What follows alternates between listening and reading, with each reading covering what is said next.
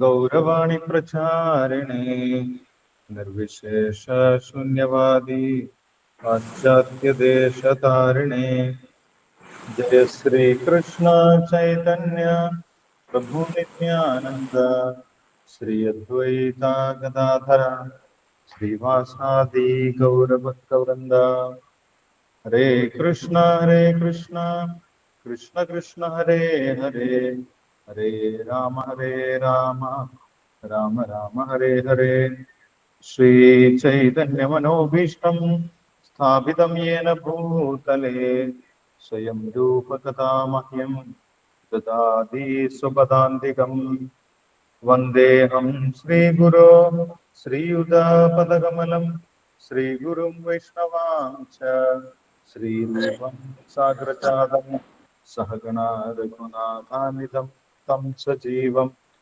साद्वैतं सावधूतं परिजनसहितं कृष्णचैतन्यदेवं श्रीराधा कृष्णपादान् सहगणललिता श्रीविशाखान्वितांश्च हे कृष्ण करुणा सिन्धो दीनबन्धो जगत्पते गोपेश गोपिका कान्त राधाकान्त नमोस्तुते तप्त काञ्चन गौरांगी राधे वृन्दावनेश्वरी वृषभानुसुते देवी प्रणमामि हरिप्रिये वाञ्छाकल्पतरुभ्यश्च कृपा सिन्धुभ्यैव च पतितानां पावनेभ्यो वैष्णवेभ्यो नमो नमः। जय श्री कृष्ण चैतन्य प्रभु नित्यानंद श्री अद्वैता गदाधर श्रीवासादि गौरभक्तवृंद हरे कृष्ण कृष्ण कृष्ण हरे हरे हरे राम राम राम हरे हरे। ओम नमो भगवते वासुदेवाय ओम नमो भगवते वासुदेवाय ओम नमो भगवते വാസുദേവായ. ഹരേ കൃഷ്ണ. എല്ലാവർക്കും സ്വാഗതം. നമ്മൾ വായിക്കുന്നത് ഭഗവത്ഗീത യഥാരൂപം ഇസ്കോൺ സ്ഥാപകാചാര്യൻ കൃഷ്ണകൃപാമൂർത്തി എസ് ഭക്തിവേദാന്ത സ്വാമി ശ്രീല പ്രഭുപാദർ വിവർത്തനം ഭാവാർത്ഥം നൽകിയിട്ടുള്ള ഭഗവത്ഗീത യഥാരൂപത്തിലെ 2ാമത്തെ അധ്യായമാണ് നമ്മൾ വായിക്കുന്നത്. ഗീതാ വിഷയ സംഗ്രഹം. കഴിഞ്ഞ ദിവസം നമ്മൾ കണ്ടിട്ടുണ്ടായിരുന്നു, അർജുനൻ ഭഗവാന് പൂർണ്ണമായിട്ടും ശിഷ്യപ്പെട്ടു. തനിക്ക് സ്വന്തമായിട്ടൊരു തീരുമാനമെടുക്കാൻ സാധിക്കുന്നില്ല. തൻ്റെ മനസ്സിന്റെ അസ്വസ്ഥതകൾ ഇല്ലാതാകണമെങ്കിൽ തീർച്ചയായിട്ടും ഭഗവാനിൽ നിന്ന് ഉപദേശങ്ങൾ ഉണ്ടായിരിക്കണം. തനിക്ക് തൻ്റെ ശ്രേയസ്സിന് എന്താണ് ഉത്തമമായിട്ടുള്ളത് അത് അങ്ങ് ഉപദേശിക്കണം എന്ന് പറഞ്ഞുകൊണ്ട് അർജുനൻ ഭഗവാനെ പൂർണ്ണമായിട്ടും ശരണം പ്രാപിച്ചു. അതിനുശേഷം ഞാൻ യുദ്ധമൊന്നും ചെയ്യുന്നില്ല എന്ന് പറഞ്ഞ് മൗനത്തിൽ ഇരിക്കുകയും ചെയ്തു.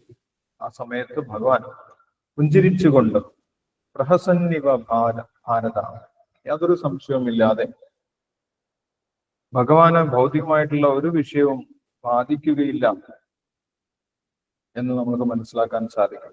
ഭഗവാൻ ഇങ്ങനെയുള്ള യാതൊരു ആശയക്കുഴപ്പവും ഉണ്ടായിരുന്നില്ല. അർജുനനാണെങ്കിൽ ആകെ കൃത്യമായൊരു തീരുമാനമെടുക്കാൻ സാധിക്കാതെ ആകെ ആശയക്കുഴപ്പത്തിലായിരുന്നു. അപ്പോൾ ഭഗവാൻ അങ്ങനെയുള്ള അർജുനനെ ആത്മീയ ഉപദേശം നൽകി അർജുനന്റെ എല്ലാവിധ സംശയങ്ങളും ഇല്ലാതാക്കാൻ ആരംഭിച്ചു. അപ്പോൾ ഇതുവരെ അർജുനൻ പറഞ്ഞിട്ടുള്ള കാര്യമൊന്നും പൂർണ്ണമായിട്ടും ആത്മീയ നിലവാരത്തിൽ ഉള്ളതല്ലാത്തത് കൊണ്ട് അത് പൂർണ്ണമായിട്ടും ബുദ്ധിയല്ല എന്ന് ആദ്യം തന്നെ ഭഗവാൻ പറഞ്ഞു. നീ ബുദ്ധിമാന്മാരെ പോലെ സംസാരിക്കുന്നു, പക്ഷേ ഭൗതികമായിട്ടുള്ള വിഷയങ്ങളെ കുറിച്ച് ദുഃഖിക്കുകയും ചെയ്യും. ഭൗതിക വിഷയങ്ങളെ കുറിച്ച് ചിന്തിച്ച് ദുഃഖിക്കുന്നത് ഒരു യഥാർത്ഥ ബുദ്ധിമാനല്ല, പണ്ഡിതനല്ല എന്ന് ഭഗവാൻ പറഞ്ഞിട്ടുണ്ടായിരുന്നു. ഗതാസൂൻ അഗതാസൂൻശ്ച നാനുശോചന്തി പണ്ഡിത.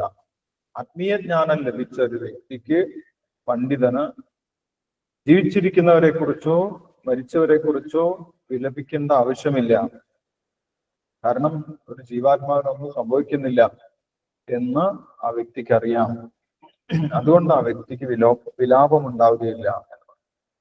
അപ്പോൾ അർജുനന്റെ സംസാരം കൊണ്ടല്ല, അർജുനന്റെ പ്രതികരണം കൊണ്ടാണ് ഭഗവാൻ അർജുനൻ ബുദ്ധിമാനാണോ അല്ലെങ്കിൽ ഒരു ആത്മീയമായിട്ടുള്ള ബുദ്ധി ഇല്ലാത്ത വ്യക്തിയാണോ എന്ന് പറഞ്ഞിട്ടുള്ളത്.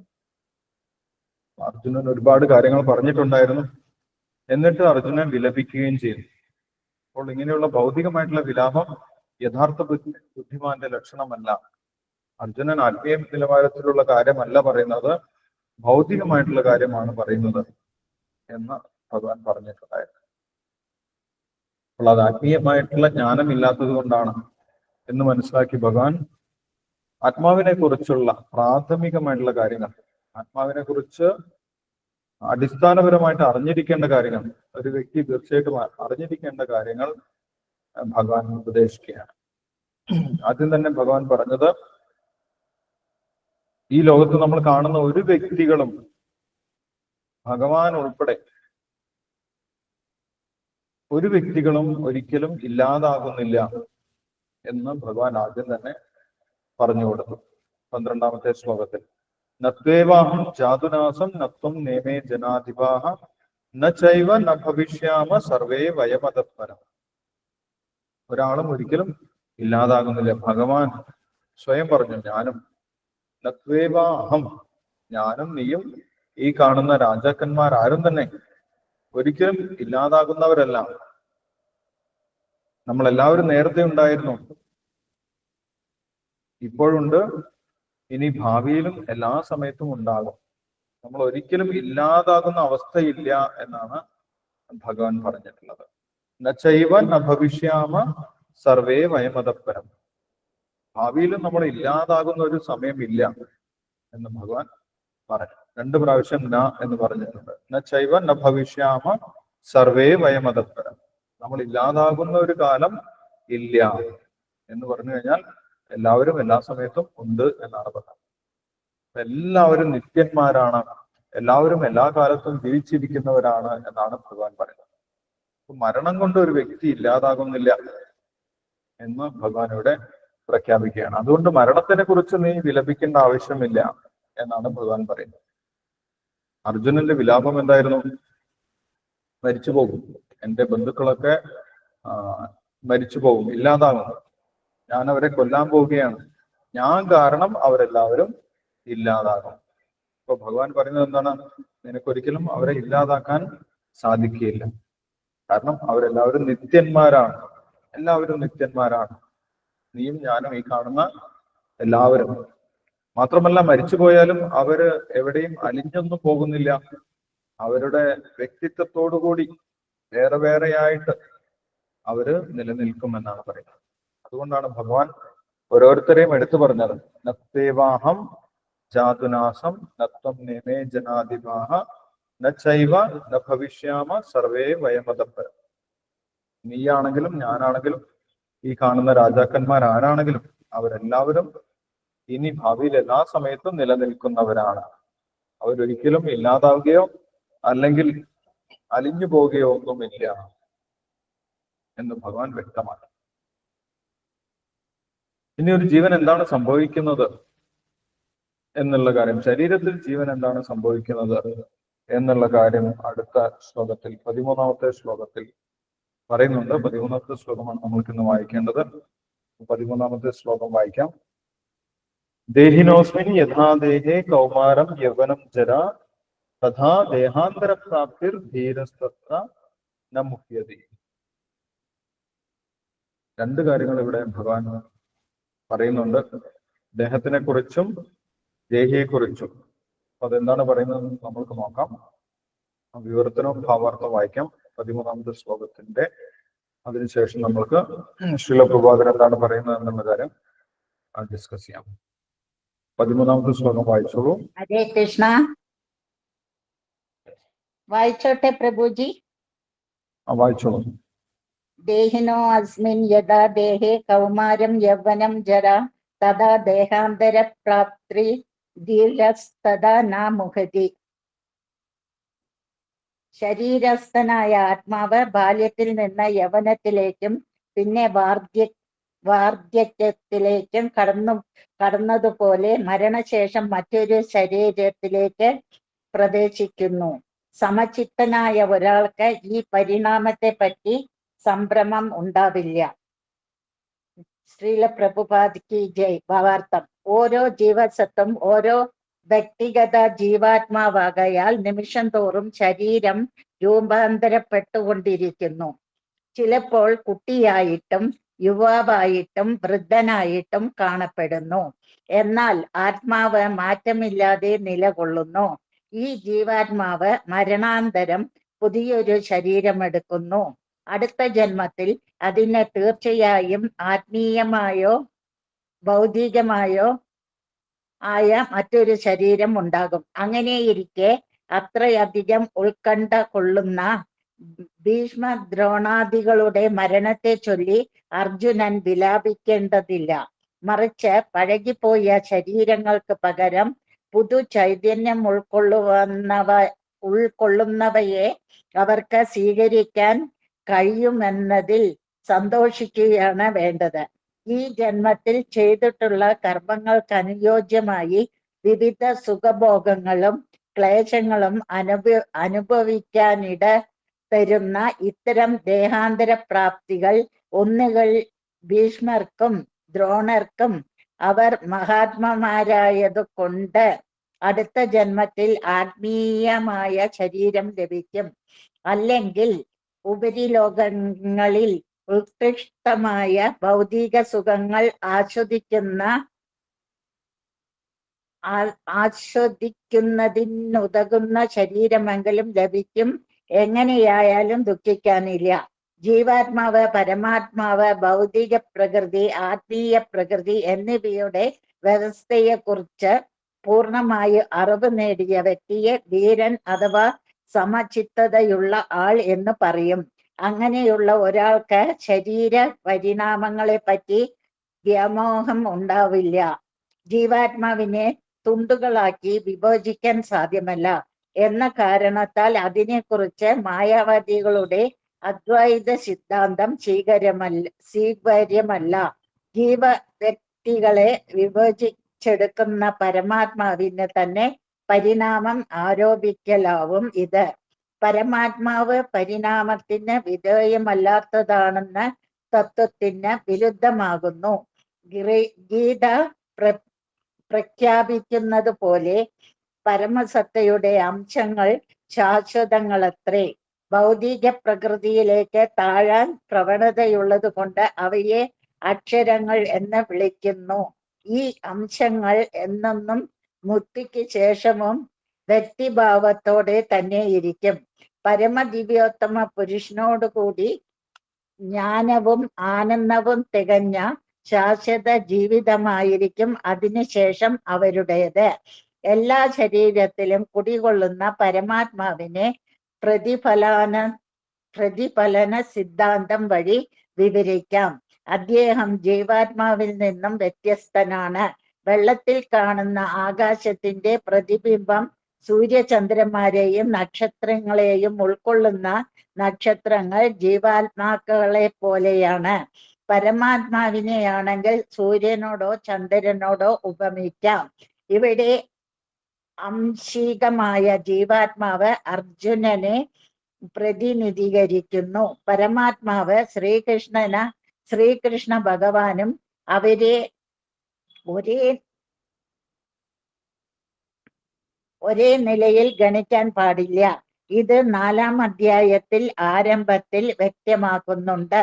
അർജുനനും കൃഷ്ണനും ഒരേ നിലയാണ് ഉള്ളതെങ്കിൽ, അഥവാ കൃഷ്ണൻ അർജുനനേക്കാൾ ഉത്കൃഷ്ടനല്ലെങ്കിൽ അവരുടെ ഗുരുശിഷ്യ ബന്ധത്തിന് യാതൊരു അർത്ഥവുമില്ല.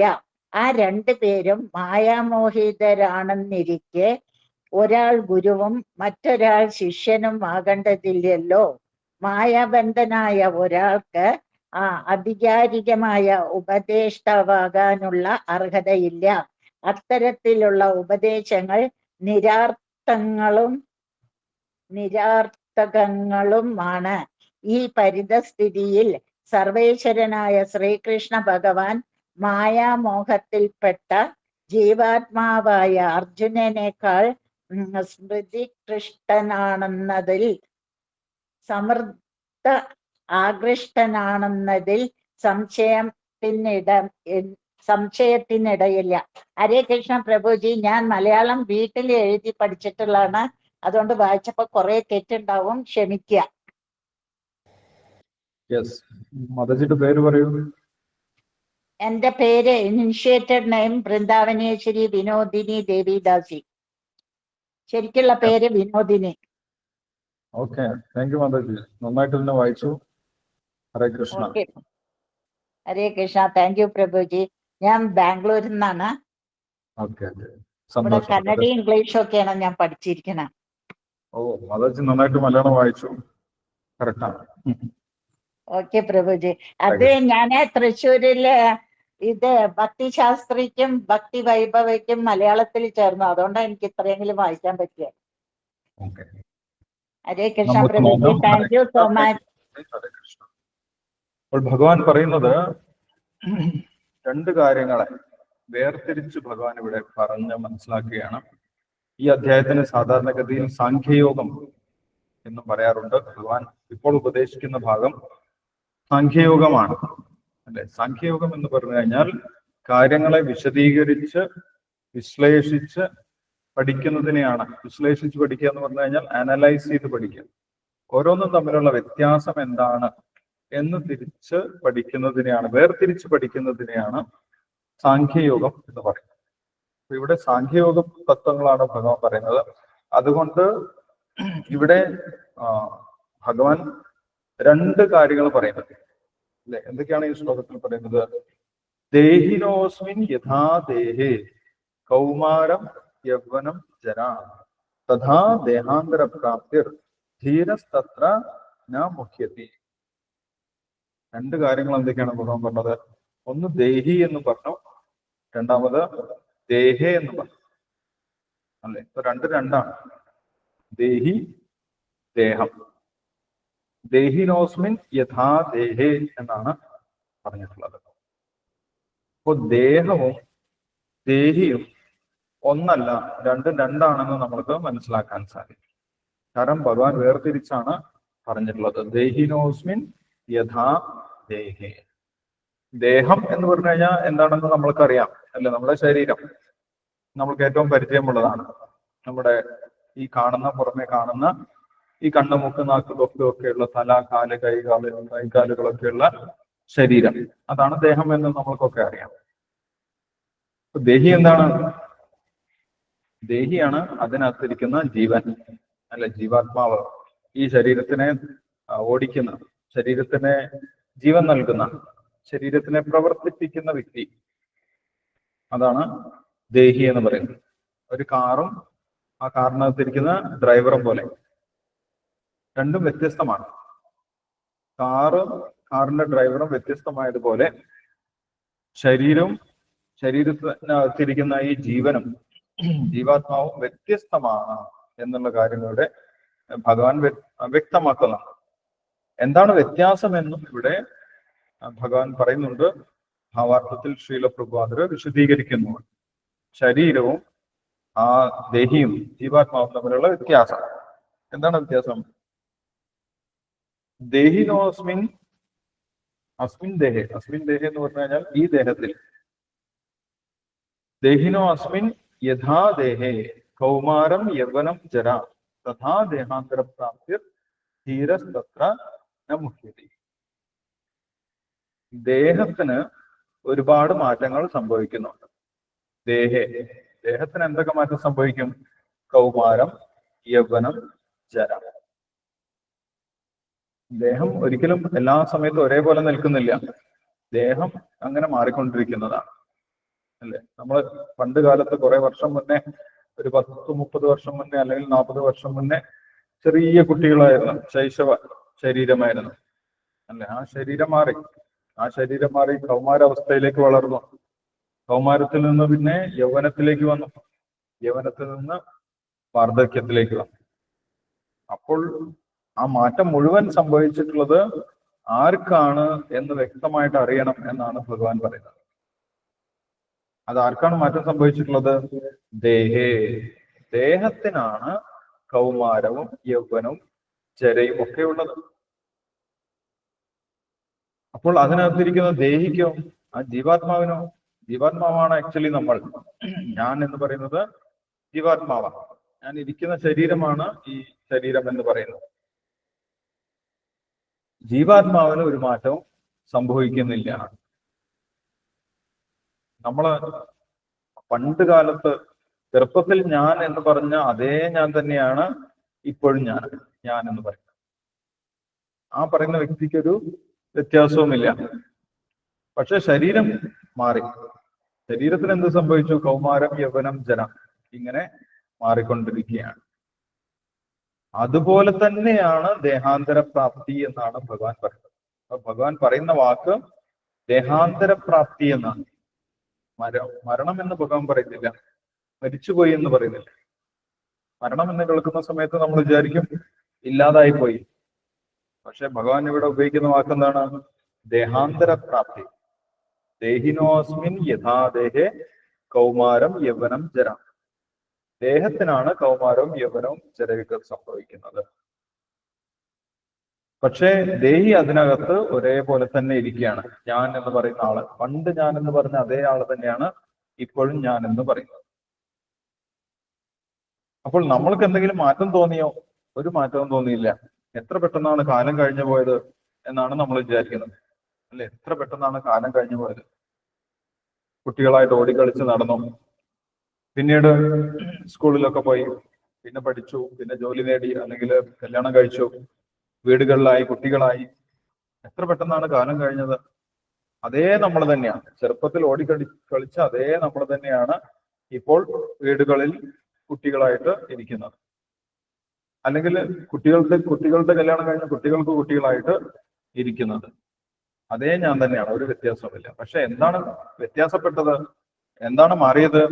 ശരീരം പൂർണ്ണമായിട്ട് മാറി. അന്ന് ഓടിക്കളിച്ചതുപോലെ ഇപ്പൊ ഓടിക്കളിക്കാൻ സാധിക്കുന്നില്ല പലർക്കും, പ്രായമായതുകൊണ്ട്. പക്ഷെ ഓടിക്കളിച്ച വ്യക്തി മാറിയോ? വ്യക്തി മാറിയിട്ടില്ല. ഞാൻ തന്നെയാണ് ഓടിക്കളിച്ചത് എന്ന് നമ്മൾക്ക് വ്യക്തമായിട്ട് അറിയാം. അപ്പോൾ ഞാൻ ഒരിക്കലും മാറിയിട്ടില്ല. മാറിയത് ഈ ശരീരമാണ്, നമ്മൾ ഇരിക്കുന്ന ശരീരമാണ് എന്ന് പറയും. ഇത് രണ്ടും രണ്ടാണ്. ശരീരത്തിനാണ് മാറ്റം സംഭവിച്ചത്, എനിക്കൊരു മാറ്റവും സംഭവിച്ചിട്ടില്ല എന്ന് നമ്മൾ തിരിച്ചറിയണം. അപ്പോൾ ഇനി എന്ത് സംഭവിക്കുമെന്നാണ്. ഇനി അടുത്ത ഘട്ടത്തിൽ എന്ത് സംഭവിക്കും? വാർദ്ധക്യം കഴിഞ്ഞു കഴിഞ്ഞാൽ അടുത്ത ഘട്ടത്തിൽ എന്ത് സംഭവിക്കും? തഥാ ദേഹാന്തര പ്രാപ്തി. തഥാ എന്ന് പറയാൻ കാരണം ഇതുവരെയുള്ള മാറ്റമൊന്നും നമ്മളെ ബാധിച്ചിട്ടില്ല. ഇത്രയും മാറ്റമുണ്ടായി.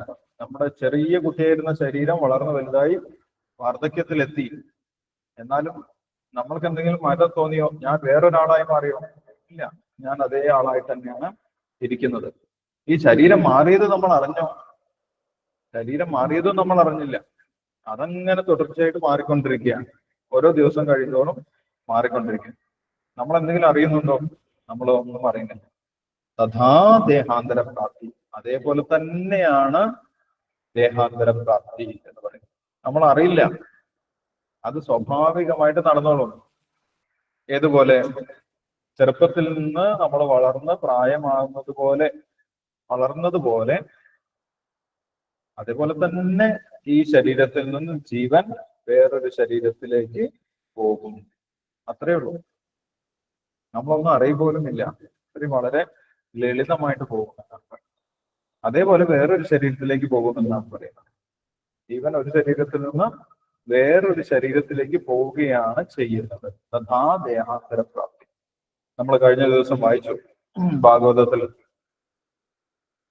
ഒരു വ്യക്തിക്ക് ശരീരം വെടിയുന്ന സമയത്ത് തന്നെ മറ്റൊരു ശരീരം അതിനുവേണ്ടി തയ്യാറായിട്ടുണ്ടാവും.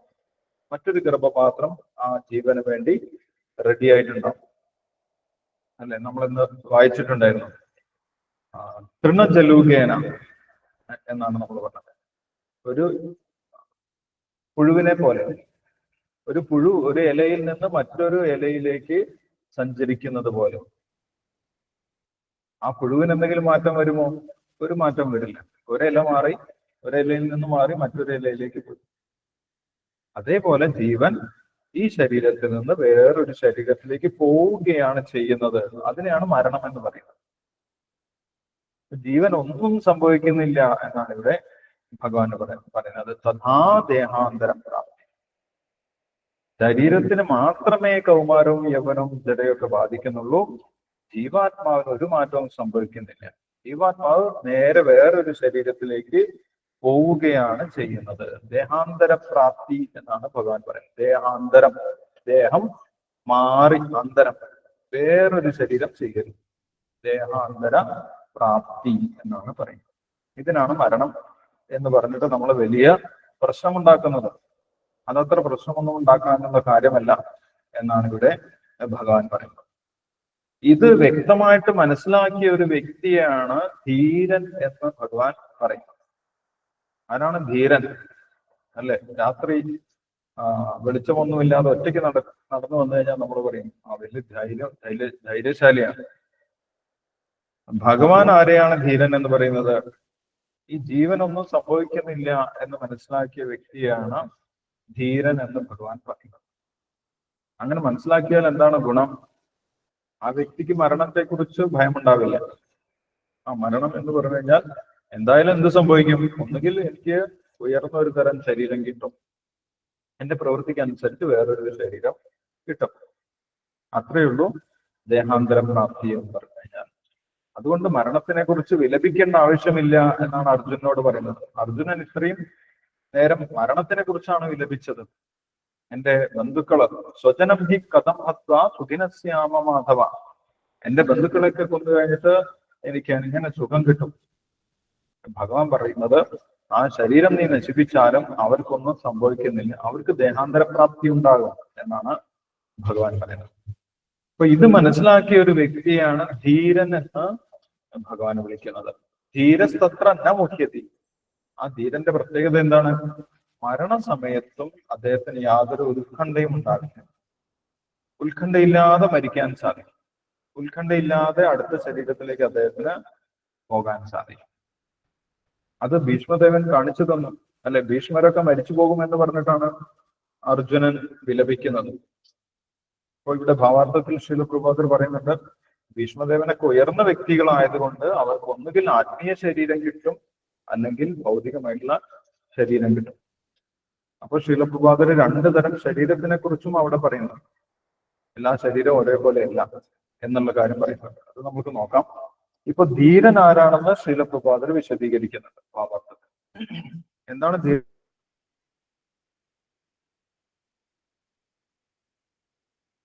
സമചിത്തതയുള്ള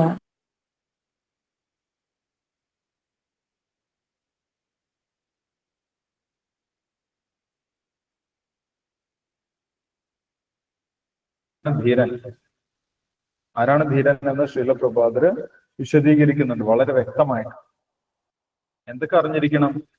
ജീവൻ എന്താണ്, പരമാത്മാവ് എന്താണ്, ഭൗതിക പ്രകൃതി അതായത് ഭൗതിക ശരീരം എന്താണ്, ആത്മീയ പ്രകൃതി ആത്മീയ ശരീരം എന്താണ്, ഇത് തമ്മിലുള്ള വ്യത്യാസം എന്താണ്, ഇത് തിരിച്ചറിഞ്ഞിട്ടുള്ള ഒരു വ്യക്തിയാണ് ധീരൻ എന്ന് പറയുന്നത് ശ്രീല പ്രഭാകർ വിശദീകരിക്കുക. നമ്മൾ സാധാരണഗതിയിൽ എന്താണ് പറയാ? എല്ലാം ഒന്നാണെന്ന് പറയും. അല്ലെ, എല്ലാം ഒന്നാണ്, എല്ലാവരും എല്ലാ ജീവാത്മാക്കളും ഒന്നാണ്, ഭഗവാനും ഒന്നാണ് എന്നൊക്കെ പറയും. പക്ഷെ അങ്ങനെ ഒന്നാണ് എന്നുള്ള സിദ്ധാന്തം ശരിയല്ല എന്ന് ശ്രീല പ്രഭാകർ വിശദീകരിക്കുന്നുണ്ട്. എല്ലാം ഒന്നാണെന്ന് പറയുന്നതാണ് മായാവാദ സിദ്ധാന്തം അല്ലെങ്കിൽ അദ്വൈത സിദ്ധാന്തം എന്ന് പറയുന്നത്. ജീവാത്മാവും പരമാത്മാവും ഒക്കെ ഒന്നാണെന്ന് പറയാൻ വളരെ എളുപ്പമാണ്. അല്ലെ, ഇരുട്ടത്ത് എല്ലാം ഒന്നാണെന്ന് തോന്നും. പക്ഷെ പ്രകാശം വരുന്ന സമയത്താണ് എല്ലാം വേറെ വേറെയാണ് എന്ന് മനസ്സിലാക്കാൻ സാധിക്കുന്നത്, വിവേചിച്ചറിയാൻ സാധിക്കുന്നത്. ഇപ്പൊ ഭാവാർത്ഥത്തിൽ ശ്രീല പ്രഭാകർ അവസാനം പറയുന്ന കാര്യം ജീവാത്മാവും പരമാത്മാവും ഒന്നല്ല എന്നുള്ള കാര്യമാണ്. അത് തമ്മിൽ വ്യത്യാസമുണ്ട് എന്നാണ്.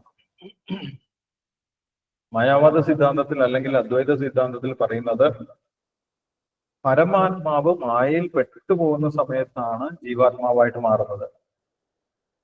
മായയിൽ നിന്ന് പുറത്തു പോയി കഴിഞ്ഞാൽ ജീവാത്മാവ് വീണ്ടും പരമാത്മാവായിട്ട് മാറും എന്നാണ്.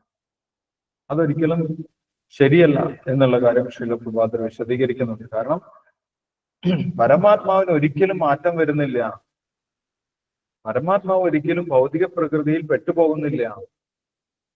അങ്ങനെ പെട്ടുപോവുകയാണെങ്കിൽ പിന്നെ ഭഗവാന്റെ ഉപദേശം കൊണ്ട് എന്താണ് കാര്യമെന്ന് ശ്രീല പ്രഭാതർ ചോദിക്കും.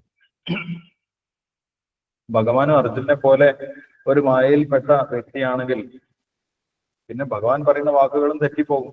മായയിൽപ്പെട്ട ആളുകൾ പറയുന്നതൊക്കെ അബദ്ധമായിരിക്കും. അപ്പോൾ പരമാത്മാവ് അല്ലെങ്കിൽ ഭഗവാൻ ഈ ഭൗതിക ലോകത്തിലാണെങ്കിലും മായയിൽ ഒരിക്കലും പെട്ടുപോകുന്നില്ല. ഭഗവാൻ ഒരിക്കലും ജീവാത്മാവായിട്ട് മാറുന്നില്ല എന്നുള്ള കാര്യം.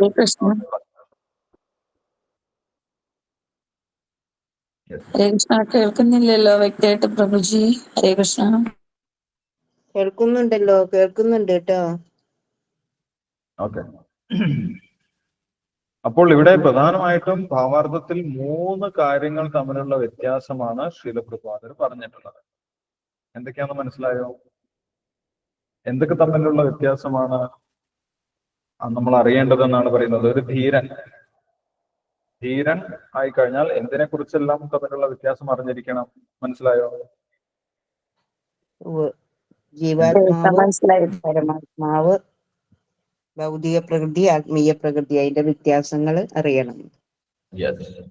അപ്പൊ പ്രധാനമായിട്ടും ഭൗതിക പ്രകൃതി എന്ന് പറഞ്ഞു കഴിഞ്ഞാൽ നമ്മുടെ ശരീരം, അത് ശരീരം ചുറ്റുപാടുമുള്ള ഭൗതിക പ്രകൃതി. അപ്പൊ നമ്മുടെ ശരീരം, ജീവാത്മാവ്, പരമാത്മാവ്, ഇത് തമ്മിലുള്ള വ്യത്യാസം ശരിക്കും മനസ്സിലാക്കിയിട്ടുള്ള വ്യക്തിയാണ് ധീരൻ എന്ന് പറയുന്നത്. അപ്പൊ എന്താണ് മനസ്സിലാക്കേണ്ടത് എന്ന് പറഞ്ഞു. ശരീരമാണെങ്കിൽ മാറിക്കൊണ്ടിരിക്കുന്നതാണ്. ശരീരം എപ്പോഴും മാറിക്കൊണ്ടിരിക്കും. ഒരിക്കലും ആ മാറ്റത്തിന് നമ്മൾക്ക് പിടിച്ചു നിർത്താൻ സാധിക്കില്ല. ശരീരം മാറിക്കൊണ്ടിരിക്കും. ജീവാത്മാവ് ഒരിക്കലും മാറുന്നില്ല. ശരീരം മാറിയാലും ജീവാത്മാവ് മാറുന്നില്ല. പരമാത്മാവ് ഒരിക്കലും മായയിൽ പെട്ടുപോകുന്നില്ല. പരമാത്മാവ് ഭൗതിക പ്രകൃതിയിൽ വന്നാലും ഭഗവാൻ ഭൗതിക പ്രകൃതിയിൽ വന്നാലും മായയിൽ പെട്ട് പോകുന്നില്ല.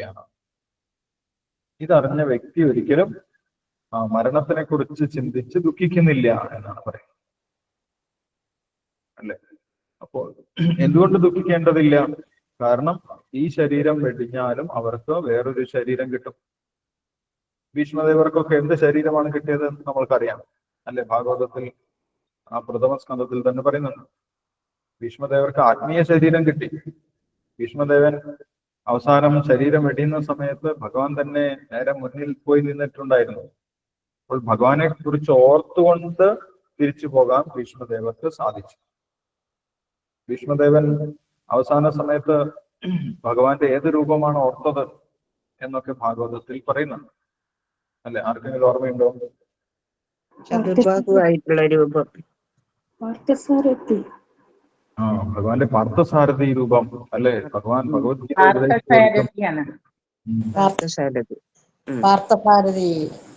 ഭഗവാൻ ഭഗവത്ഗീത ഉപദേശിച്ചു കൊടുക്കുന്ന പാർത്ഥസാരഥി രൂപത്തിനെ ചിന്തിച്ചുകൊണ്ടാണ് ഭീഷ്മദേവൻ ശരീരം വെടിഞ്ഞത്. അപ്പോൾ ഭീഷ്മദേവന് കിട്ടിയിട്ടുള്ള ശരീരം ആത്മീയമായിട്ടുള്ള ശരീരമാണോ ഭൗതികമായിട്ടുള്ള ശരീരമാണോ? ആത്മീയമായിട്ടുള്ള ശരീരം. അതെ, ഭഗവാനെ കുറിച്ച് ചിന്തിച്ചത് കൊണ്ട് ഭീഷ്മദേവന് ആത്മീയ ശരീരം കിട്ടി. എന്താണ് ആത്മീയ ശരീരവും ഭൗതിക ശരീരവും തമ്മിലുള്ള വ്യത്യാസം? ആത്മീയ ശരീരത്തിന് ഭൗതികമായിട്ടുള്ളതൊന്നും ബാധിക്കില്ല. ആത്മീയ ശരീരം നമ്മുടെ ഉയർന്ന ലോകത്തിലെത്തും, ജന്മലോകത്തിലെത്തും.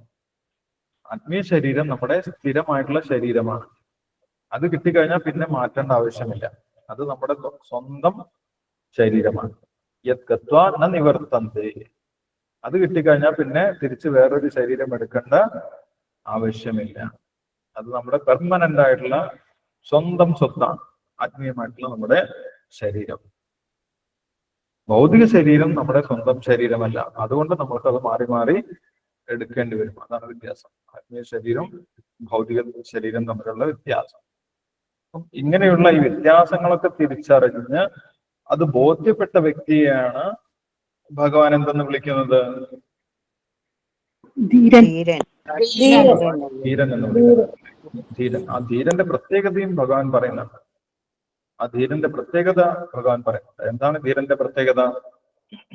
സ്ഥിതപ്രജ്ഞനായിരിക്കും ധീരൻ. യെസ്, ധീരൻ ഒരിക്കലും മരണത്തെക്കുറിച്ച് ചിന്തിച്ച് വേവലാതിപ്പെടുന്നില്ല. യഥാർത്ഥത്തിൽ അല്ലെ, നമ്മൾ തിയറി പഠിക്കുന്നതാണ്, പക്ഷെ ശരിക്കും മരണം വരുന്ന സമയത്ത് നമ്മൾക്കൊക്കെ പേടിയുണ്ടാവും. പക്ഷെ യഥാർത്ഥ ധീരനായി കഴിഞ്ഞാൽ പൂർണ്ണമായിട്ടും ഈ ഭഗവാൻ പറയുന്ന കാര്യങ്ങളൊക്കെ സത്യമാണ് എന്ന് ബോധ്യപ്പെട്ടു കഴിഞ്ഞാൽ മരണസമയത്തും ആ വ്യക്തിക്ക് പേടിക്കേണ്ട ആവശ്യമില്ല.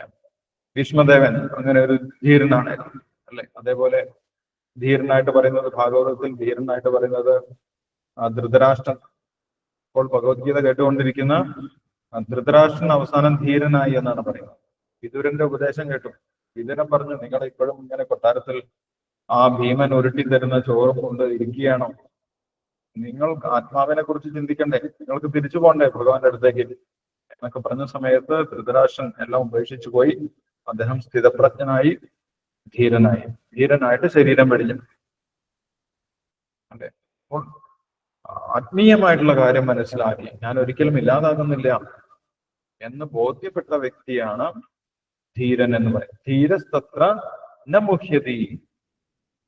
സന്തോഷത്തോടുകൂടി തിരിച്ചു പോകും അദ്ദേഹം. ഭഗവാനെ കുറിച്ച് ചിന്തിച്ച് വളരെ സന്തോഷമായിട്ട് തിരിച്ചു പോകും. അതറിയാത്തവരാണ് വലിയ വേവലാതിപ്പെട്ട് വെപ്രാളപ്പെട്ട് കരഞ്ഞ് ദുഃഖിച്ച് ഒക്കെ തിരിച്ചു പോകുന്നത്. മരണസമയത്ത് വലിയ ദുഃഖമുണ്ടാകും ഇതൊന്നും അറിയാത്ത ആളുകൾക്ക്, അല്ലെ. കാരണം യമദൂതന്മാര് മുന്നിൽ വന്ന് നിൽക്കുന്ന സമയത്ത് വലിയ വേവലാതി ഉണ്ടാവും. അഞ്ചാമളം കണ്ടിട്ടുണ്ടായിരുന്നു ആ യമദൂതന്മാരെ. അപ്പോൾ അവർക്ക് വലിയ പ്രശ്നമുണ്ടായി. അപ്പൊ പൂർണ്ണമായിട്ടും ഭഗവാനിൽ ഉറച്ചു നിൽക്കുന്നവർക്ക് ആ ഒരു പ്രശ്നം ഉണ്ടാകുന്നില്ല. അവൻ ധീരനായിട്ട് മാറുമെന്നാണ് പറയുന്നത്. അപ്പോൾ അങ്ങനെ ഒരു ധീരനായി തീരണം എന്നാണ് അടുത്ത ശ്ലോകത്തിൽ ഭഗവാൻ അർജുനോട് നിർദ്ദേശിക്കുന്നത്. നീ ഇങ്ങനെ വേവലാതിപ്പെടരുത്, ഇങ്ങനെ കരഞ്ഞുകൊണ്ടിരിക്കരുത്. അർജുനൻ കരഞ്ഞുകൊണ്ടിരിക്കുകയല്ലേ, അല്ലെ, എന്റെ മുത്തച്ഛനൊക്കെ മരിച്ചു പോകും എന്ന് പറഞ്ഞ് കരഞ്ഞുകൊണ്ടിരിക്കുകയായിരുന്നു. വിഷീദന്തമിതം വച, കരഞ്ഞുകൊണ്ടിരിക്കുന്ന അർജുനോടാണ് ഭഗവാൻ പറയുന്നത്. അപ്പൊ നീ ഇങ്ങനെ വിലപിക്കേണ്ട വ്യക്തിയല്ല, നീ ആത്മീയമായിട്ടുള്ള ജ്ഞാനം ഉൾക്കൊണ്ട് ഒരു ധീരനായിട്ട് മാറണം എന്നാണ് അടുത്ത ശ്ലോകത്തിൽ ഭഗവാൻ പറയുന്നത്. അടുത്ത ശ്ലോകം കൂടി നമുക്ക് വായിക്കാം. 14-ാമത്തെ ശ്ലോകം. മാത്രാ സ്പർശാസ്തു കൗന്ദേയ ശീതോഷ്ണ സുഖദുഃഖദാഃ ആഗമാ മായിനോ അനിത്യ ത്വാം തിതിക്ഷസ ഭാരത. നമുക്ക് വിവർത്തനം ഭാവാർത്ഥം വായിക്കാം, അതിനുശേഷം ഡിസ്കസ് ചെയ്യാം. 14-ാമത്തെ ശ്ലോകം വായിച്ചോളൂ. ഹരേ കൃഷ്ണ പ്രഭുജി. ഉഷാമാതാജി വായിച്ചു. ഓം നമോ ഭഗവതേ വാസുദേവായ. ഓം നമോ ഭഗവതേ വാസുദേവായ. ഓം നമോ ഭഗവതേ വാസുദേവായ. ശ്ലോകം 14.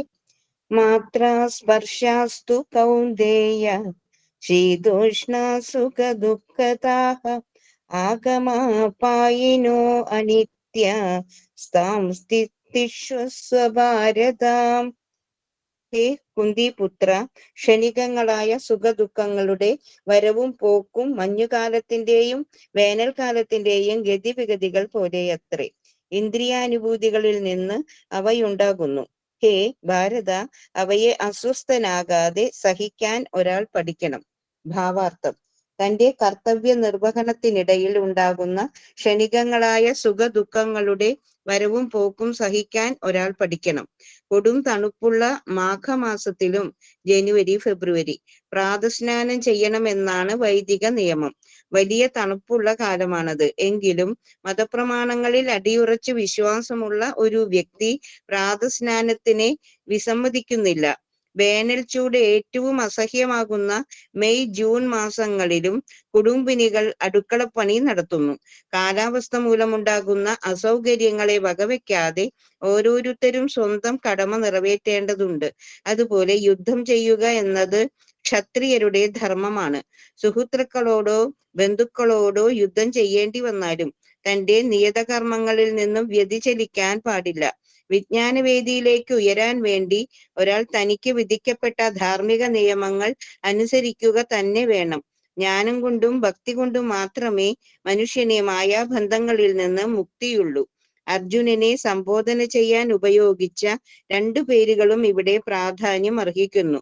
കൗന്ദേയ എന്ന പദം മാതൃഭാഗത്തു നിന്നുള്ള രക്തബന്ധത്തെയും ഭാരത എന്ന പദം പിതാവിന്റെ ഭാഗത്തു നിന്നുള്ള മാഹാത്മ്യത്തെയും സൂചിപ്പിക്കുന്നു. രണ്ടു വിധത്തിലും മഹനീയമായ പാരമ്പര്യമാണ് അദ്ദേഹത്തിൻ്റെത്. ആ മഹനീയ പൈതൃകം ശരിയായ കൃത്യനിർവഹണത്തിനുള്ള ഉത്തരവാദിത്വം വർദ്ധിപ്പിക്കുന്നുണ്ട്. അതുകൊണ്ട് അദ്ദേഹത്തിന് യുദ്ധത്തിൽ നിന്ന് ഒഴിഞ്ഞു മാറാൻ സാധിക്കില്ല. Harikrishna. Harikrishna Prabhuji. Thank you Prabhuji. Harikrishna. Hare Krishna. Thank you Krishna Mataji. Hare Krishna. അപ്പോൾ കഴിഞ്ഞ ശ്ലോകത്തിൽ ഭഗവാൻ ധീരനെ കുറിച്ച് പറഞ്ഞു. ധീരൻ ആത്മീയമായിട്ടുള്ള കാര്യങ്ങൾ ബോധ്യപ്പെട്ട വ്യക്തിയാണ്. അതുകൊണ്ട് അദ്ദേഹത്തിന് ഒരു വ്യഥയുമില്ല, മരണത്തിനെ കുറിച്ച് പോലും ഒരു ഉത്കണ്ഠയുമില്ല. പക്ഷെ എങ്ങനെ ഒരു ധീരൻ എന്നുള്ള സ്റ്റേജിലേക്ക് എത്താം, അതിനുള്ള വഴികളാണ് ഭഗവാൻ ഇവിടെ ഉപദേശിക്കുന്നത്. അതിന് കുറച്ച് കാര്യങ്ങൾ നമ്മൾ ചെയ്യണം. ആ ഒരു ജ്ഞാനം നമ്മൾക്ക് ഉൾക്കൊള്ളാൻ സാധിക്കണം. ഇപ്പോൾ നമ്മൾ കേൾക്കുന്നുണ്ട്, പക്ഷേ യഥാർത്ഥ അവസരം വരുന്ന സമയത്ത് നമ്മൾക്കൊക്കെ ഭയമുണ്ടാകും. അപ്പൊ അതെന്തുകൊണ്ടാണ്? ആ ജ്ഞാനം നമ്മൾ പ്രാക്ടീസ് ചെയ്യണം, നമ്മുടെ ജീവിതത്തിൽ കൊണ്ടുവരണം. അതെങ്ങനെ കൊണ്ടുവരും എന്നാണ് ഭഗവാൻ ഇവിടെ പറയുന്നത്. മാത്ര സ്പർശാസ്തു കൗന്ദേയ ശീതോഷ്ണ സുഖദുഃഖത ആഗമ പായിനോ അനിത്യ ത്വം തിദിക്ഷസ്വ ഭാരത. നമ്മൾ സാധാരണഗതിയിൽ ശ്രമിക്കുന്നത് എന്താണ്? ഈ ഭൗതിക ലോകത്തിലുള്ള സുഖത്തെയും ദുഃഖത്തെയും ഒക്കെ മാറ്റിമറിക്കാൻ നമ്മൾ ശ്രമിക്കും. ഇവിടെ എനിക്ക് ഒരു ദുഃഖം അനുഭവിക്കാൻ പാടില്ല, അതുകൊണ്ട് ഞാൻ എന്ത് ചെയ്യും? എല്ലാവിധ സുഖ സൗകര്യങ്ങളും ഞാൻ സ്വരൂപിക്കണം, ജീവിതത്തിൽ എല്ലാവിധ സുഖ സൗകര്യങ്ങളും സ്വരൂപിക്കണം എന്ന് പറഞ്ഞിട്ട് ഒരുപാട് ദുഃഖങ്ങൾ നമ്മൾ അനുഭവിക്കും. ഇനി ആ സുഖ സൗകര്യങ്ങൾ കിട്ടിയിട്ടില്ലെങ്കിൽ നമ്മൾ അതിനെക്കുറിച്ച് ചിന്തിച്ച് ദുഃഖിക്കും. എന്തെങ്കിലും കിട്ടിക്കഴിഞ്ഞാൽ കിട്ടാത്തതിനെ കുറിച്ച്, ഇനിയും കിട്ടാത്തതിനെ കുറിച്ച് ചിന്തിക്കും. ചിലപ്പോൾ കിട്ടിയത് നഷ്ടപ്പെട്ടതിനെ കുറിച്ചും ചിന്തിച്ച് ദുഃഖിക്കും. ഇങ്ങനെ നമ്മൾ ഈ ഭൗതിക ലോകത്തിൽ തന്നെ സുഖിക്കാം എന്ന് വിചാരിച്ച് ഒരുപാട് ദുഃഖങ്ങൾ അനുഭവിച്ചുകൊണ്ടിരിക്കുക. അപ്പൊ ഭഗവാൻ പറയുന്നു, ഈ ഭൗതിക ലോകത്തിന്റെ സ്വഭാവം അത് തന്നെയാണ്. ഏതുപോലെ? ശീതോഷ്ണം. ഇവിടെ വന്നു കഴിഞ്ഞാൽ എന്തായാലും എന്തോ ഉണ്ടാവും, കാലം മാറിക്കൊണ്ടേയിരിക്കും. ചൂടും തണുപ്പും ഉണ്ടാവും. ചൂട് മാത്രമായിട്ടുണ്ടാവുന്നില്ല, അല്ലെങ്കിൽ തണുപ്പ് മാത്രമായിട്ടുണ്ടാവുന്നില്ല, വേനൽക്കാലം മാത്രമായിട്ടുണ്ടാകുന്നില്ല, അല്ലെങ്കിൽ മഴക്കാലം മാത്രമായിട്ടുണ്ടാകുന്നില്ല. മാറി മാറി വരും. ഇതാണ് ഈ ലോകത്തിന്റെ സ്വഭാവം. രാത്രി മാത്രമല്ല നമ്മൾക്കുള്ളത്, പകലുണ്ട്. പകല് മാത്രമല്ല ഉള്ളത്, രാത്രിയുണ്ട്. സുഖം മാത്രമല്ല ഉള്ളത്, ദുഃഖമുണ്ട്. ദുഃഖം മാത്രമല്ല, ദുഃഖം കുറച്ചു കഴിഞ്ഞാൽ മാറി സുഖമായിട്ട് മാറി. ഇത് ഈ ലോകത്തിന്റെ സ്വഭാവമാണ് എന്ന് മനസ്സിലാക്കി, സുഖം വന്നാലും ദുഃഖം വന്നാലും നമ്മൾ ഇത് ഈ ലോകത്തിന്റെ സ്വഭാവമാണ്. ഞാൻ ഈ ഭൗതിക ലോകത്തിലാണ് ഇരിക്കുന്നത്, അതുകൊണ്ടാണ് ഇങ്ങനെ സുഖവും ദുഃഖവും മാറി മാറി വരുന്നത്. ഞാൻ രണ്ടിന്റെയും പുറകെ പോകേണ്ട ആവശ്യമില്ല. ഞാൻ അങ്ങനെ ഇരുന്നാൽ മതി, ദുഃഖം മാറിക്കോളും. അല്ലെ, ദുഃഖം കുറച്ചു കഴിഞ്ഞാൽ കാലക്രമേണ മാറും. ഇപ്പോൾ കിട്ടുന്ന സുഖം ചിലപ്പോൾ കാലക്രമേണ നഷ്ടപ്പെടും. രണ്ടും സ്ഥിരമല്ല എന്ന് മനസ്സിലാക്കി നമ്മുടേതായിട്ടുള്ള കടമകൾ, ശരീരം നിലനിർത്തുന്നതിനുള്ള കടമകൾ ചെയ്യണം. അതേപോലെ ഭഗവാനെ കുറിച്ച് അറിയുന്നതിനുള്ള കടമയും നമ്മൾ ചെയ്യണം. ഈ രണ്ട് കടമയും ചെയ്യണം. അതിനാണ് തിദിക്ഷ എന്ന് പറയുന്നത്. ഇതൊരു തപസ്യയാണ്, അല്ലെ? തപസ്യ ഉണ്ടെങ്കിലേ ജ്ഞാനം ഉണ്ടാകും. തപസ്യ ഉണ്ടെങ്കിലേ നമ്മുടെ ജ്ഞാനം നമ്മുടെ മനസ്സിൽ ഉറച്ചു കിട്ടുകയുള്ളൂ. തപസ്യൊന്നും കിട്ടാതെ നമ്മൾ പുസ്തകം മാത്രം തപസ്യൊന്നും ചെയ്യാതെ നമ്മൾ പുസ്തകം മാത്രം വായിച്ചു കഴിഞ്ഞാൽ നമ്മുടെ ജ്ഞാനം ഉറച്ചു കിട്ടുന്നില്ല.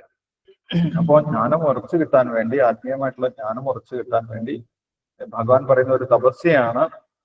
നമ്മൾ സുഖം വന്നാലും ദുഃഖം വന്നാലും അത് സഹിക്കാൻ പഠിക്കണം. രണ്ടും സഹിക്കണം എന്നാണ് പറയുന്നത്. അങ്ങനെ ഭഗവാന്റെ വാക്ക് കേട്ട് നമ്മളത് സഹിക്കാൻ പഠിക്കുന്ന സമയത്ത് നമ്മൾക്ക് ഈ ജ്ഞാനം, ഭഗവാൻ പറയുന്ന കാര്യം ശരിയാണ്, ഭൗതിക പ്രകൃതിയെ കുറിച്ച് ഭഗവാൻ പറഞ്ഞിട്ടുള്ള കാര്യം ശരിയാണ്. ദുഃഖം നമ്മൾ കുറച്ചൊന്ന് സഹിച്ചു കഴിഞ്ഞാൽ അത് പോയിക്കോളും. നമ്മൾ അതിനെ കുറിച്ച് വിലപിക്കേണ്ട ആവശ്യമില്ല. സുഖവും താൽക്കാലികമാണ്, അതും പെർമനന്റ് അല്ല എന്ന് നമ്മൾ അറിഞ്ഞ് പെരുമാറണം എന്നാണ് പറയുന്നത്. അപ്പൊ സുഖം വന്നാലും ദുഃഖം വന്നാലും നമ്മുടെ കടമകൾ, ശാരീരികമായിട്ടുള്ള കടമകളും ആത്മീയമായിട്ടുള്ള ഭഗവാനോടുള്ള കടമകളും നമ്മൾ ഒഴിവാക്കരുത് എന്നാണ് പറയുന്നത്. അതിന് ഉദാഹരണം ശ്രീല പ്രഭുപാദർ പറയുന്നുണ്ട്. ഒരു ജോലിക്ക് പോകുന്ന വ്യക്തി മഴക്കാലത്താണെങ്കിലും വേനൽക്കാലത്താണെങ്കിലും ഒക്കെ പോകും. അല്ലെ, മഴക്കാലമാണ് ഞാൻ 6 മാസം ജോലിക്ക് പോകുന്നില്ല, വേനൽക്കാലമാണ് ഞാൻ 6 മാസം ജോലിക്ക് പോകുന്നില്ല എന്ന് പറയുന്നുണ്ട്. അതേപോലെ ഭഗവാനോടുള്ള കടമകളും നമ്മൾ ഏത് അവസരത്തിലും ചെയ്യണം എന്നാണ് പറയുന്നത്. അല്ലെ, ഭഗവാനോടുള്ള കടമകളുണ്ട്. രാവിലെ നേരത്തെ എഴുന്നേൽക്കുന്നു, ഭഗവാനെ വിളക്ക് കാണിക്കുന്നു, ആരതി ചെയ്യുന്നു, ഭഗവാന്റെ നാമം ജപിക്കുന്നു, ഭഗവാനെ കുറിച്ച് കേൾക്കുന്നു, ഭാഗവതം ശ്രവിക്കുന്നു. ഇതൊക്കെ സ്ഥിരമായിട്ട് നമ്മൾ ചെയ്യേണ്ടതാണ്. ചിലപ്പോൾ നമുക്ക് കുറച്ച് സുഖമില്ലാതായി എന്ന് വരാം. എന്ന് വെച്ച് നമ്മളത് ഉപേക്ഷിക്കാൻ പാടില്ല. തിദിക്ഷ, നമ്മൾ രണ്ടവസരത്തിലും, ശരീരത്തിന് സുഖമുള്ള അവസരത്തിലും സുഖമില്ലാത്ത അവസരത്തിലും നമ്മുടെ കടമ എന്നുള്ള നിലവാരത്തിലെങ്കിലും നമ്മൾ ഈ ഭഗവാന്റെ സേവനം, ഭക്തി സേവനം മുന്നോട്ട് കൊണ്ടുപോകേണ്ടതാണ്. അങ്ങനെ കൊണ്ടുപോകുന്ന സമയത്ത് നമ്മൾക്ക് തിദിക്ഷയുണ്ടാകും, സഹനശക്തി ഉണ്ടാകും. അങ്ങനെ നമ്മൾ ധീരന്മാരായിട്ട് മാറും. ഇത് ശരിയാ, ഭഗവാൻ പറയുന്ന കാര്യമൊക്കെ സത്യമാണെന്ന് നമ്മൾക്ക് പ്രാക്ടീസ് ചെയ്യുന്ന സമയത്ത്, അഭ്യസിക്കുന്ന സമയത്ത് ബോധ്യപ്പെടുമെന്നാണ് പറയുന്നത്. അപ്പോൾ രണ്ടവസരത്തിലും ഒരേപോലെ തന്നെ ഇരിക്കാൻ, അങ്ങനെ ഒരു തപസ്യ അനുഷ്ഠിക്കാൻ വേണ്ടിയിട്ടാണ് ഭഗവാൻ പറയുന്നത്. രണ്ടും മാറ്റാൻ നോക്കേണ്ട ആവശ്യമില്ല എന്നാണ് ഇവിടെ ഭഗവാൻ നിർദ്ദേശിക്കുന്നത്. അങ്ങനെയാണെങ്കിൽ നമ്മൾക്ക് ആത്മീയമായിട്ട് ഉയരാൻ സാധിക്കും എന്ന് പറയുന്നു. ഇനി അങ്ങനെ നിന്ന് കഴിഞ്ഞാൽ എന്താണ് കാര്യം? എന്തിന് ഞാൻ ഇതൊക്കെ സഹിക്കണം? എന്താണ് അതിന്റെ നേട്ടം? ഇങ്ങനെ ഭഗവാൻ പറഞ്ഞത് കേട്ട് എനിക്ക് വരുന്ന സുഖദുഃഖങ്ങളൊക്കെ സഹിച്ചുകൊണ്ട് തന്നെ മുന്നോട്ട് പോയി കഴിഞ്ഞാൽ, ഭക്തിയൊക്കെ ചെയ്ത് മുന്നോട്ട് പോയി കഴിഞ്ഞാൽ എന്താണ് നേട്ടം? ആ നേട്ടത്തിനെ കുറിച്ച് അടുത്ത ശ്ലോകത്തിൽ ഭഗവാൻ പറയുന്നുണ്ട്. അത് നമുക്ക് അടുത്ത ദിവസം നോക്കാം. ഇപ്പോൾ നമ്മൾക്ക് ഇവിടെ വായിച്ച 2 ശ്ലോകത്തിൽ എന്തെങ്കിലും സംശയങ്ങളുണ്ടെങ്കിൽ ഡിസ്കസ് ചെയ്യാം. അതിനുശേഷം നമുക്ക് ശ്ലോകം വായിക്കാം.